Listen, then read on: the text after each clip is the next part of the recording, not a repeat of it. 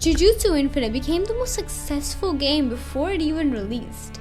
It earned millions from just the testing phase. So the big question is, how did it become so popular and so successful before it even came out? Why were players so eager to play this game? What made them so excited when the game released that they spent hours grinding? Unlike other games that recently came out, they've been getting about 2 hours of playtime in total, while Jujutsu Infinite has millions. In this video, I'm going to be explaining how it became so popular, how it hooks the players, and how you can become just like them. So without further ado, let's get started. The first trick that I have to mention of how Jujutsu Infinite hooks the players is that Jujutsu Infinite has a lot of progression. By progression, I mean mastery, level, crate, and high-leveled quests. This is a major role in any successful game.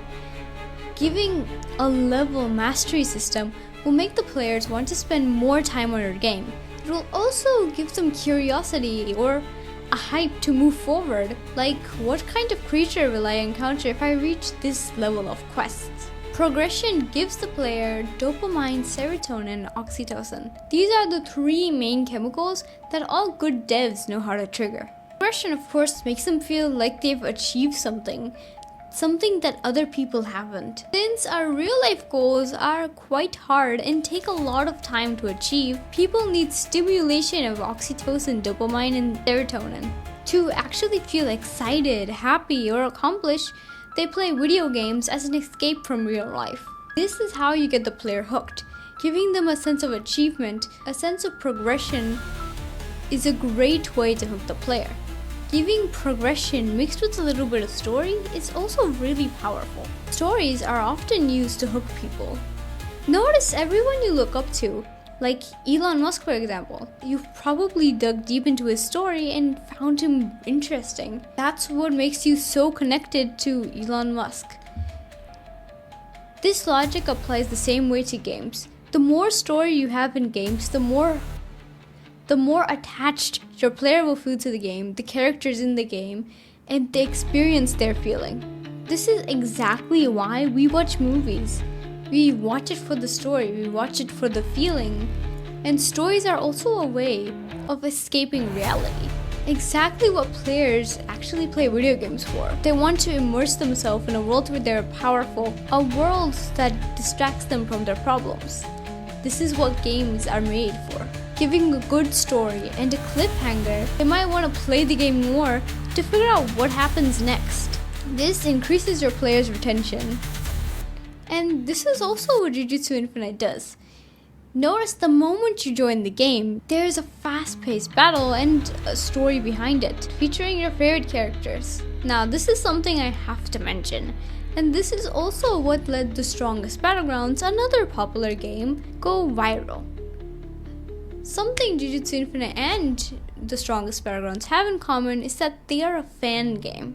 You're probably wondering, why is this something I need to mention? Now, a fan game of a viral series already has a good amount of attention and fans. People are most likely going to play a game when they feel a strong connection by the concept. Series already have an established emotional connection with the players, so it's easier to grab attention or hook people. The only issue about this is there's a good chance you can get copyrighted, which might take your game down. So be careful with this one. You're probably wondering how Jujutsu Infinite got so many players before it even released.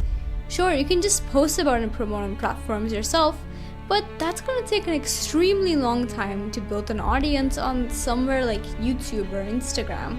So the best way to promote your game, hype people, and get them in is to collaborate with YouTubers. You can speak to some content creators about promoting your game. Small content creators like 50 to 5,000 subscribers will probably do it for free. You get a promotion, the YouTuber gets content. It's a win-win. Well, small content creators are small. They can create content, but how much people will actually see it? So Jujutsu Infinite pays YouTubers to make content about their games. And a decent audience is probably someone with 8 to 20k subscribers. Jujutsu Infinite asked and paid a bunch of content creators to make videos about their game. Of course, if they like the look or gameplay, they're going to search your game up. It's best to build a good amount of players before your game releases so you get immediate returns and immediate feedback. Of course, I'm pretty sure a lot of developers who've actually finished their game have struggled with the fact that they spent hours and millions of dollars trying to build a game, but no one's interested in playing it. It's a pain for all. So it's best to build a player base before your game actually comes out. Something about Jujutsu Infinite that a lot of games do, especially Pet Similar X, is roll for your ability. There's no logic, there's no strategy, it's just pure luck, whether they get it or not. This works on a variable reward system, which means it's unpredictable. It's a chance to win, a chance to lose. You can't control anything other than choosing to spin or not. This increases the player's adrenaline and dopamine.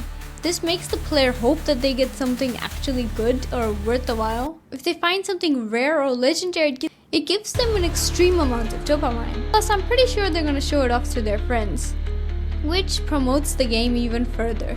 And the smartest thing Jujutsu Infinite has done is they made a limited amount of spins.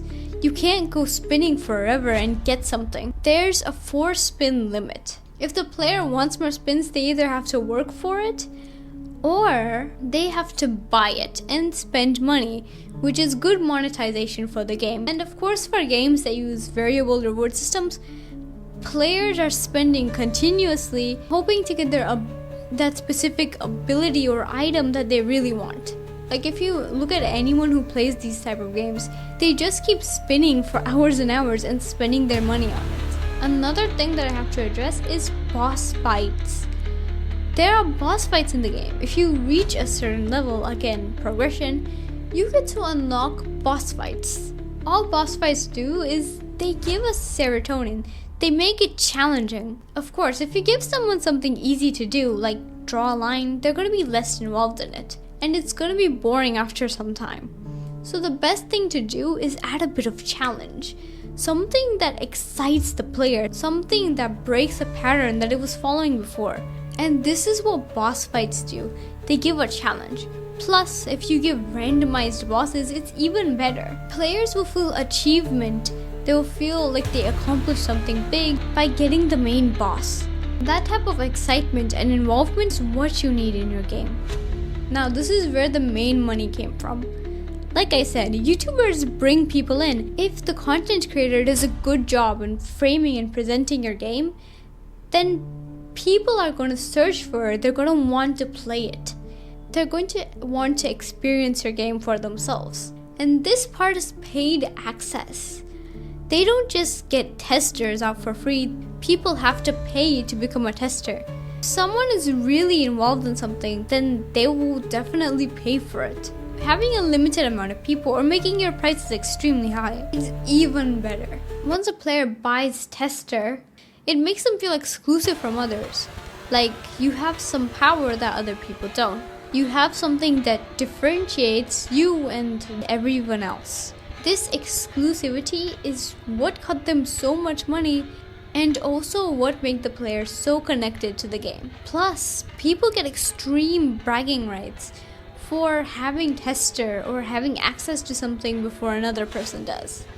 They're definitely going to show off to everyone else. Now, we talked about main story. What about side story? What if the main story is getting a bit boring or repetitive?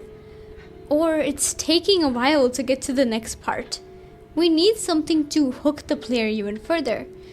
This is where side stories are coming. In TV shows, we might call this fillers. In Jujutsu Infinite, we call these investigations. It goes as the name. You as the main character in the story have to look through the game, have to solve puzzles or more, have to talk to strangers and be given tasks in investigation. This gives a bit of mystery, and specifically investigations give a lot of mystery. Like what's gonna happen next, it makes people feel excited. It makes them want to keep going forward and also give them progression without them even having something big. Another good way to engage your players, which is also the last thing I'm going to be talking about, is trading. Having a community. People love spending time with others. In fact, at times, humans are called social animals. Something can be more fun and more engaging to a person. It can make them want to stay for longer. It can make them feel more connected. It can make people feel like they're sharing experiences and so on. Now, that's all I have to mention for today. See you guys in my next video.